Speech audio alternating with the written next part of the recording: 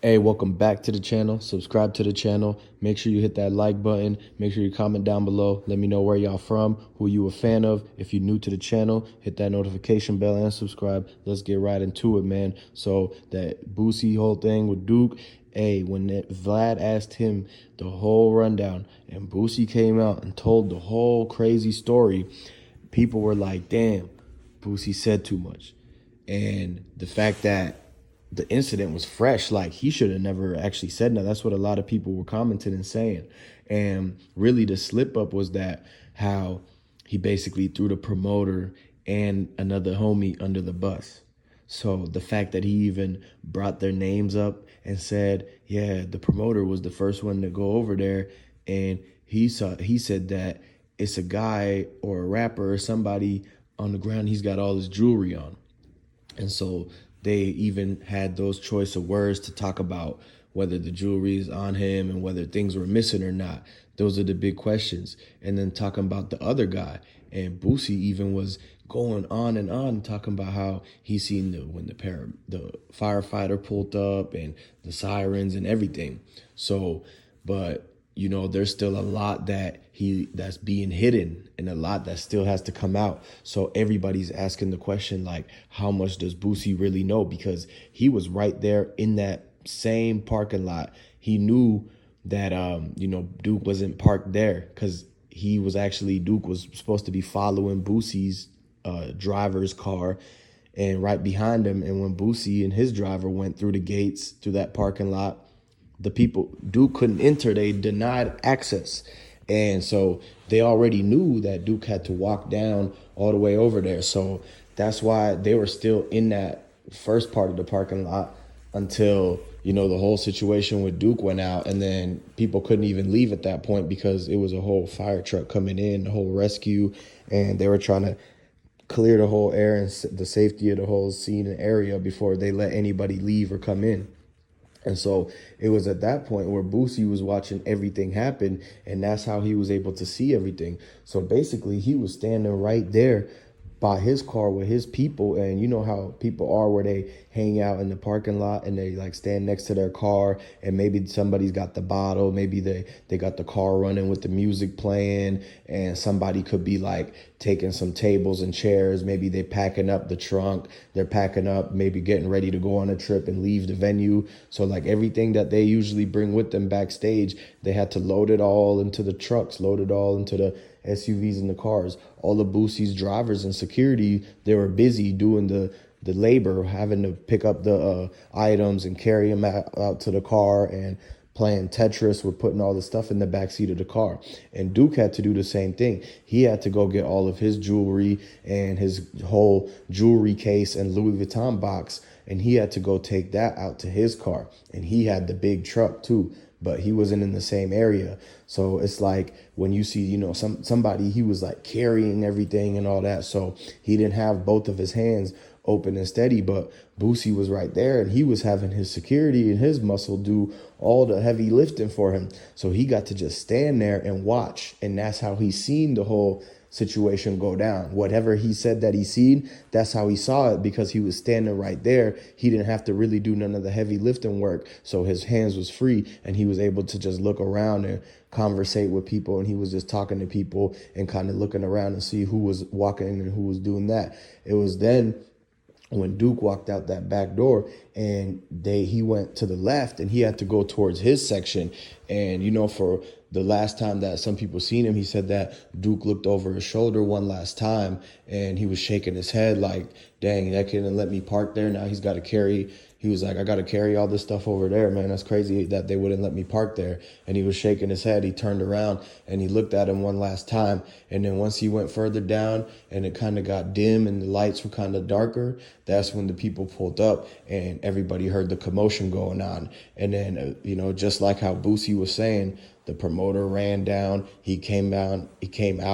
He was like on the other side of a wall ready to get out that exit door. He was coming out with his stuff too, and he just happened to open the door as the commotion was going on, and he seen Duke fall down.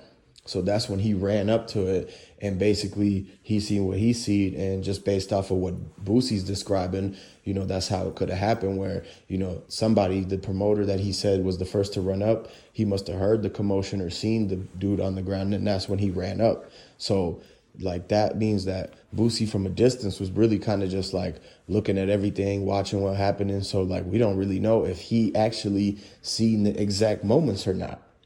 And they haven't yet released the footage. The only pictures you see is that somebody in apartments across the street, they had the second floor and the third floor, and it looked like it was a third or fourth floor, but like they were filming off of their high rise down into the street where you could see next to that parking area where Duke's truck was, and you see how that they have it roped off now in the caution tape, and you still see Duke on the ground. And so that's what they released. That's like really the only type of picture or footage that you got or people have out there of the scene and stuff. But they don't pan to the left, they don't pan to the right. If they would have panned to the left a lot more, then you would have seen the area that Boosie's parking area was, and you would have seen the area where like all the other people were coming in and out that back exit entrance door to the backstage. This is where the entourage was going in and out of to get in, to watch the concert and be in the back where they have the Patron and all that and the Douce. And so basically that whole area, it all happened in that back part. And so it's still a lot of more details to come out because people looking for that footage. There's probably people who had like some type of dash cams parked, certain Teslas where if like even somebody drive by or walk by the car, it'll record and stuff like that. And so they're still trying to get all the dash cams together and see if they could see what had happened. And so at this point, somebody could have even bought the security footage, because that happens all the time where it's a third party company that owns the security footage. And so that CCTV from the parking garage, it might not be for a couple more months where they're not going to be able to release that, because they could have bought it and they got to sell it back because they know that it's it could be valuable and things like that. So that's how all that stuff works. But basically it's a whole ongoing situation, and so it's really a lot more like light being shed on it. And so every time that Boosie comes out and it's more and more being broken down, like you got to remember the situation with his cousins and everything like that too, because that has to play in with everything that people are talking about. So, and by the way that Boosie was like acting around him, and by the way that the whole team wasn't letting him come with their security, it was a clue to the Wolves that he's really not with them. And so if Boosie don't want Duke to be protected by his security, then he might not care as much as we thought about Duke. And so that just let the Wolves know that it's a green lighted person, because Boosie not even messing with them. Like, yeah, he's around them. He's letting him pay for the meal at the dinner table. But then again, he's not protecting them with the security on their way out. He's making them walk to his own car far away in the parking lot. And so those are the things that start to make the people wonder, like, what's really going on here? Because it's like, how could you take the man's money, but then, he's being generous, but then you turn around and it's every man for themselves outside, even though he's your guest and it's your city.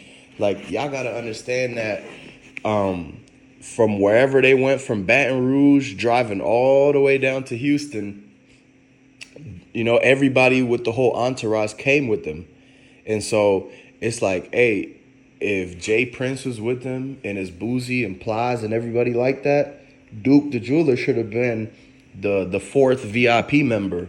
And that's why it's like they should have had been, moving all together like that. But they singled it and separated him out because they basically didn't want him to be bigger than him. Like Boosie and them and all of them, they don't want to see people be bigger than them. They want to be the only rich guy. And so that's why there's a lot of greed, jealousy that plays a part in all of these things, man. Everything could be cool 1 minute with Duke and Boosie, and then next thing you know, it's like everything crumbled down and people start acting like, oh, they don't even know him and this and that. And so that's what's rubbing a lot of people the wrong way, because they've been saying that Duke and Boosie knew each other and that Boosie's been following Duke since 2016. So if you really add up all those years, that's 6 years. So Boosie known this man for 6 whole years and knew him enough to invite him to a whole concert, restaurant, dice game. At this point, you just have to continue to tune in back into the channel because there's gonna be more breaking news coming out. So go ahead and make sure you subscribe, hit that like button, comment down below. Let me know who you guys are rocking with, who you're a fan of. And basically, I'm gonna catch you on the next video and I'm gonna see you there.